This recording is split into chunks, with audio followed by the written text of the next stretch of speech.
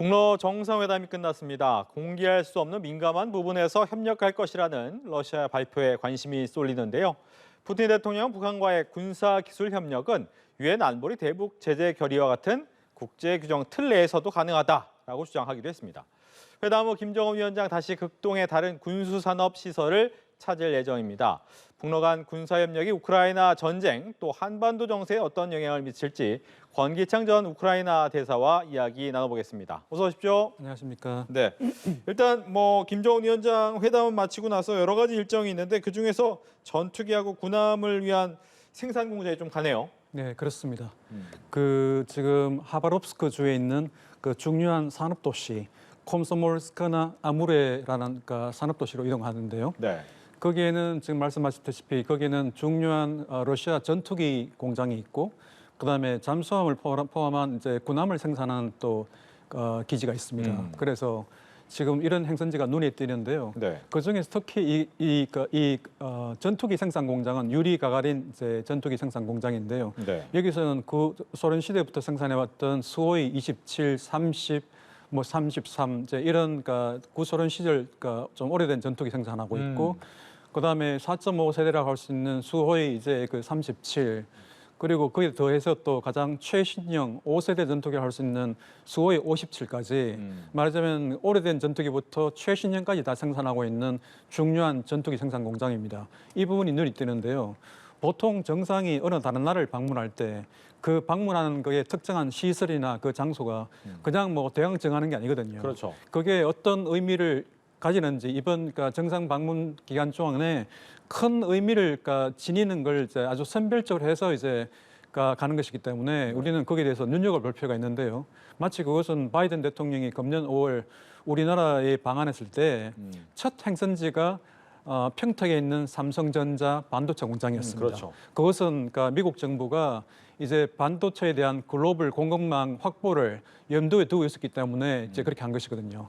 마찬가지로 북한으로서는 북한이 갖고 있는 전투기 숫자는 상당히 숫자 자체는 우리나라에 필적할 만하지만 이 갖고 있는 전투기들이 굉장히 노후화된 전투기들입니다. 그래서 우리나라 공군이 갖고 있는 그런 전투기들 F-15, F-16 이런 전투기들과 공중전을 했을 때는 굉장히 취약한 전투기들이거든요. 그래서 이런 김정은 위원장이 이 전투기 공장을 방문했다는 것은 또 앞으로 북한이 러시아에 대한 어떤 이 무기들, 포탄들 이를 제공하는 대가로 러시아로부터 이런 최신형 전투기를 지원받거나 구입하거나 이런 가능성이 있기 때문에 특히 좀 신경이 쓰이는 부분입니다. 전투기 생산 공장, 군함 건조 공장을 가는 것은 이유가 있다. 그런데 블라디보스토크는 왜 가는 겁니까? 블라디보스톡에 쭉 이어서 이제 지금 이제 보스토치니 우주기지부터 해가지고 여기 있는 지금 이 산업도시, 그다음에 블라디보스톡까지 이어가지고 계속 이제 또 1년에 회담 이런 말하자면 군사 협력과 관련된 시설을 견학하는 게 있고요. 네. 보는 게 있고, 그다음에 또 블라디보스톡까지도 가서 또 쇼이구 국방장관하고 또 면담하는 것도 있습니다. 쭉 일련의 과정들이 이제 연결되는 것이죠. 그런 이제 일정들이 대체로 다 군사 협력 그리고 군사 기술 협력에 초점을 맞춰준 게 있어서 그것이 이번 사실 북러 정상회담의 핵심적인 부분이라고 말할 수 있습니다. 네. 일단 정상회담 내용이 완전 공개는 안 됐어요. 비공개로 네. 얘기가 되다 보니까 많은 사람들이 이제 추측을 하는데, 그러다 보니까 이제 로켓 부분에 대해서도 약간 이야기는 나왔고 네. 인공위성 기술 지원하겠다 이런 부분 얘기 나오는데 결과적으로 이 부분은 지원이 되겠다라고 봐야 됩니까? 로켓과 위성 부분은 그 기술은 러시아가 제공할 것 같습니다. 이미 푸틴 대통령이 이번 북러 정상회담 하기 전에 네. 어떤 러시아 기자로부터 이제 질문을 받았어요. 그러니까 이번에 북한이 인공위성 기술을 원하는 것으로 알려져 있는데 어떻게 생각하느냐고 물었을 때 푸틴 대통령이 그래서 우리가 여기에 가는 거다. 그 우주기지. 그래서 우리가 보스토치니 기지로 가는 것이다. 이렇게 대답한 걸로서 미뤄봤을 때 네. 그것은 로켓과 인공위성 기술을 제공하는 것은 그건 당연히 사실로 받아들여야 될 것 같습니다. 예. 또 하나 원하는 게 이제 핵 무장한 잠수함을 자신들이 만들었다고 하니까 네. 핵 추진 잠수함도 좀 가졌으면 하는데 이 기술도 혹시 받을 수 있겠습니까? 핵 추진 잠수함은 훨씬 더 좀 예민한 문제가 될 것 같습니다. 네. 실제로 이제 핵 추진 잠수함에 대한 기술을 제공한다면 그것은 이제 북한의 어떤 핵무기, 핵무장 능력을 훨씬 더 강화하는 이제 그런 조치가 될 텐데 사실 지난 수십 년 동안 러시아는 미국과 함께 핵 확산을 막기 위한 어떤 그러니까 NPT라고 불리죠. 핵 비확산 체제를 상당히 강력히 수호해 왔습니다. 그래서 그 NPT 핵 비확산 체제는 지난 4, 50년 동안 굉장히 성공적으로 작동한 체제라고 그렇게 평가되고 있거든요. 그리고 결국 이제 여러 나라 뭐 중국, 러시아, 뭐 이스라엘까지 다수 상당수 나라들이 핵을 개발했지만 그래도 지금까지 핵을 개발해서 갖고 있는 나라는 한 10개국 정도에 국한되어 있습니다. 네. 그것이 말하자면 그 체제가 상당히 제대로 작동했다는 것이죠. 그런데 지금 현재로서는 러시아가 지금 만약에 지금 우크라이나 전쟁 전에 북한이 그런 핵 잠수함과 관련 기술을 제공하려고 요청했다면 그 결과는 당연히 노였을 겁니다. 네. 러시아가 제공하지 않을 것입니다. 근데 지금 러시아로서는 이 우크라이나 전쟁을 수행하기 위한 그 포탄, 북한이 갖고 있는 다량의 포탄이 아주 굉장히 절박한 상황이기 때문에 과연 한쪽에 이 북한으로부터의 포탄을 제공받을 절실한 필요성과 다른 한쪽에 이 핵 비확산 체제를 수호해야 될 필요성과 이 둘 중에 형량해서 네. 어느 것이 중요한지를 판단하게 될 것 같아요. 그게 만약에 포탄이 더 중요하다면 만약에 북한이 요구나 요청하는 대로 그러니까 핵 잠수함에 대한 기술을 제공할 수도 있겠죠. 근데 이제 아마 그 부분 중에서 이제 러시아 정상 푸틴과의 정상회담도 있었지만 국방부 장관과의 만남이 좀 더 실무적일 거 아니에요. 여기서 또 그렇습니다. 많은 얘기가 나오겠죠? 그렇습니다. 원래 이제 정상회담을 하게 되면 이제 그 사전에 실무자들이 협의해가지고 정상끼리 합의할 수 있는 어떤 큰 그림에 대해서 대체적으로 합의하거든요. 네. 예를 들어 뭐 그러니까 이 북한이 러시아에 포탄을 제공한다고 하면 러시아가 필요한 뭐 한 152mm 포탄을 뭐 한 50만 발에서 한 100만 불 사이를 제공한다. 뭐 그런 정도 선에서 대체적으로 합의를 할 수 있으나 예. 그다음에 이제 더 구체적으로 이제 어떤 종류의 포탄에 대해서 이제 그 포탄 내에서도 뭐 예를 들어 뭐 몇 년도에 생산된 것들 아니면 그 안에 내에서 더 구체적으로 그게 50만 발이 될지 60만 발이 될지 더 구체적인 사안들은 이제 쇼이구 국방장관하고 협의를 통해서 세부적인 사항을 다듬어 나가는 것이죠. 이제 그런 식으로 하기 때문에 앞으로 쇼이구 국방장관하고 예정돼 있는 16일 날 김정은 국가위원장과의 면담은 그런 정상 간에 합의한 사항을 더 구체적이고 실질적인 사항까지 합의를 하게 하는 이제 그런 면담이 될 겁니다. 예. 보통 이제 정상회담을 하게 되면 한 번씩 왔다 갔다 하는 게 네. 일반적입니다. 그런데 네. 이번에는 북한이 연속 2번 갔단 말이에요. 가가지고 이제 한번 방북해 달라라고 해서 네. 북한 입장에서는 오케이를 했다. 하는데 러시아 입장에서는 아니다라고 얘기를 하거든요. 어떻게 봐야 됩니까? 사실 그것은 뭐 엇갈리는 것은 아닙니다. 왜냐하면 그것은 이제 외교적으로 보면은 보통 어느 나라가 이제 초청할 때는 네. 그 김정은 위원장이 틀림없이 푸틴 대통령한테 이제 푸틴 대통령이 편리한 시기에 방북해달라고 요청했을 겁니다. 이제 그게 보통 굉장히 전형적인 초청 방식이죠. 네. 그러면 나중에 이제 푸틴 대통령이 지금 현재로서는 언제가 편리할지 모르기 때문에 어느 시점에 그게 뭐 금년 말이든 내년 상반기든 본인이 편리한 시점이 다가오면 그때 가서 이제 이쪽 북한 정부 측에다가 푸틴 대통령이 뭐 내년 3월에 이제 가고 싶은데 되겠느냐 이렇게 물어보거든요. 그래서 날짜가 합의되는데 지금 러시아 측에서 지금 이제 얘기하는 것은 그러니까 방북에 대한 구체적인 방북 일자가 또는 기간이 정해지지 않았다 그런 의미입니다. 그러니까 방북 초청을 안 받았다는 얘기가 아니고 그렇죠. 그 페스코프 대변인이 방북 초청을 받지 않았다고 얘기한 건 아닙니다. 다만 그런까지 친절하게 말하지 않았기 때문에 거기서 제대로 섬세하게 좀 얘기한다면 북한으로부터 푸틴 대통령이 방북 초청을 받았으나 아직 구체적인 방북 날짜는 정해지지 않았다. 그 말을 짧게 하다 보니까 이제 그렇게 오해가 생기는 것이죠. 그렇군요. 일단 러시아 같은 경우에는 우크라이나 전쟁 때문에 이제 여러 가지 무기가 필요하다. 근데 이 무기가 필요한데 왜 북한이냐에 대한 궁금증도 많으실 것 같아요. 네네. 그러니까 재래식 무기 때문입니까? 아니면 줄 수 있는 나라가 북한밖에 없어서입니까? 사실 줄 수 있는 나라도 지극히 제한돼 있습니다. 지금 우크라이나 전쟁에서 러시아군이 워낙 많은 포탄을 쓰고 있거든요. 네. 우크라이나도 많이 쓰고 있습니다. 우크라이나가 지금 작년 개전 이후에 지금까지 서방이 지원한 포탄의 개수는 약 200만 개였습니다. 그런데 그 전쟁 내내 러시아가 우크라이나보다 최소한 5배 또는 한 8배 정도의 포탄을 써왔기 때문에 네. 러시아는 더 많은 포탄을 써왔던 거거든요. 그러니까 원래 비축량은 많았겠으나 워낙 지금 이 전쟁이 이 포격전으로 주로 이루어지기 때문에 네.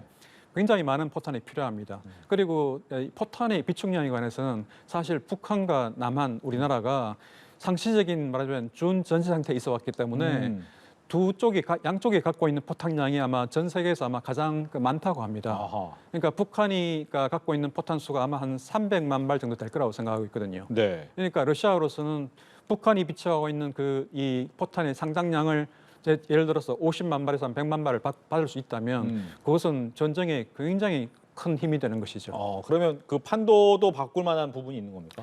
판도까지 바꿀 수 있을지는 조금 불투명한 게 있는데요. 왜냐하면 지금 뭐 기본적으로 포격전이니까 포탄이 떨어지면 사실은 지는 겁니다. 네. 뭐 전쟁이라는 것은 결국은 어느 한쪽이 다른 상대방보다 전쟁에 필요한 물자를 더 오래 동원할 수 있는 쪽이 이기는 거거든요. 포탄도 그 물자 중에 하나입니다. 네. 그러니까 우크라이나가 포탄이 떨어지게 되면 거기선 전쟁이 이길 수가 없죠. 말하자면 전쟁을 수행하기 위한 하나의 필요 조건이라 할 수 있습니다. 하지만 충분 조건이라 할 수 없는 것은 이제 포탄 말고도 그다음에 이제 뭐 전차 대수, 그다음에 장갑차, 그다음에 전투기, 장거리 미사일 이런 전쟁에 쓰고 있는 그 무기들이 다양하게 더 많이 있기 때문에 그 무기 속에서 과연 이 대포 포격전이 얼마나 이 비중을 차지하는 문제이기 때문에 이 포탄 제공 자설 자체로 전황을 완전히 바꿔놓을 수 있다고 말하기는 조금 이른 것 같습니다. 예.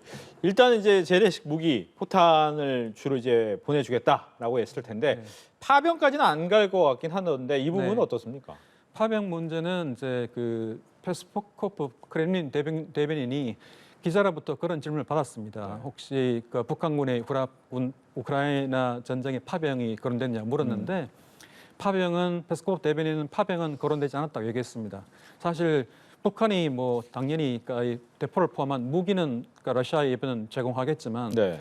군인을 파병한다는 것은 지극히 민감한 문제입니다. 그건 뭐 북한 대내 국민들한테도 왜 북한 군인이 우크라이나 전쟁에 참여해야 되는지 설득도 필요한 것이고 네. 자칫하면 국민들의 민심에 이반이 있을 수 있는 거기 때문에 아마 거기에 대해서는 아마 북한이 지극히 신중할 것이라고 생각됩니다. 예.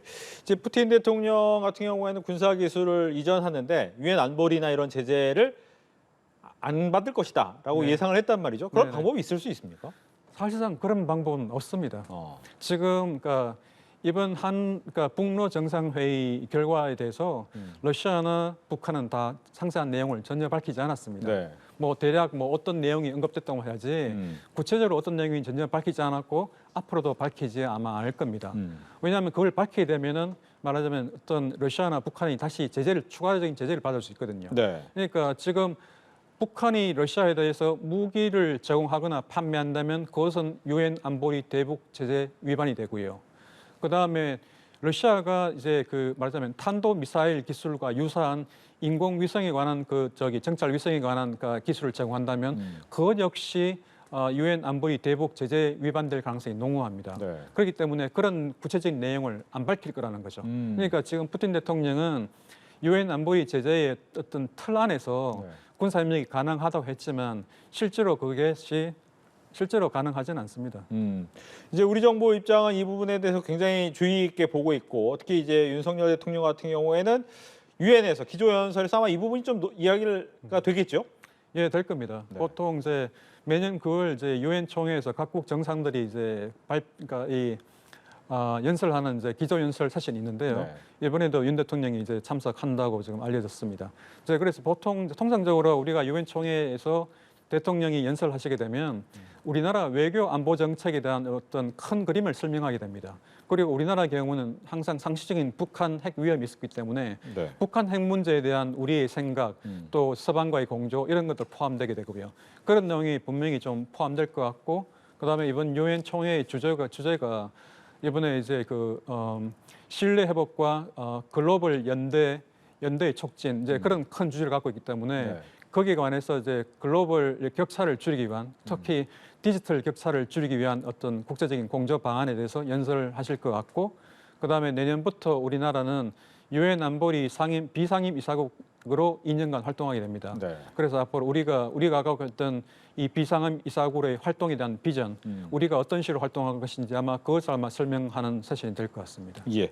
끝으로 이제 뭐 중국도 유사하지만 군사적인 부분에서의 이런 어떻게 보면 우리나라의 가치관과 배치되는 입장을 보이고 있는 러시아를 어떤 식으로 외교적으로 갖고 가야 됩니까? 우리로서는 그러니까 우리 정부가 천명한 어떤 그 이 가치 외교 그리고 그것도 가치 외교를 실현하기 위한 비전이 글로벌 중추국가의 비전입니다. 네. 그것까지 핵심은 우리가 이 자유, 평화, 민주주의라는 어떤 핵심적인 보편적인 가치를 토대로 해서 우리가 글로벌하게 활동을 하겠다. 이제 뭐 그런 것이거든요. 우리가 그 원칙을 그러니까 유지를 하되 사실 그 원칙을 유지하는 맥락에서 이제 대통령께서 우크라이나 방문했고 서방과 연대해서 우크라이나를 또 지원하고 있는 것이죠. 하지만 또 다른 한편으로는 우리가 또 이 중국과의 관계, 러시아의 관계 역시 또 중요하기 때문에 그 부분도 우리가 무시할 수는 없습니다. 이런 우리가 서방과의 협조를 하는 동안 가운데서도 예를 들어 이제 또 북한 핵 문제를 또 해결하기 위해서는 중국의 협조도 필요하고 러시아의 협조도 좀 필요한 것이 사실입니다. 사실 그런 식으로 이제 서방과 이 연대하는 것에 우리가 중점을 두더라도 중국과 러시아와 어떤 섬세한 외교를 이제 펼치는데 물론 쉬운 일은 아닙니다. 말처럼. 하지만 그럼에도 불구하고 우리는 그러니까 이 중국과 러시아 간의 이제 외교적인 공간을 계속 찾아 나가야 되고 양국 간에 합의할 수 있는 그런 말하자면 양국 관계 해치지 않도록 특히 이번 같은 경우 북러 정상회담으로 인해서 우리와 러시아의 관계가 해치지 않는 선에서 또 뭔가 좀 섬세한 조율 또 이 문제를 해결할 수 있는 방안을 좀 찾아내야 될 것 같습니다. 알겠습니다. 이렇게 해서 권기창 전 우크라이나 대사와 이야기 나눠봤습니다. 오늘 얘기 잘 들었습니다. 네.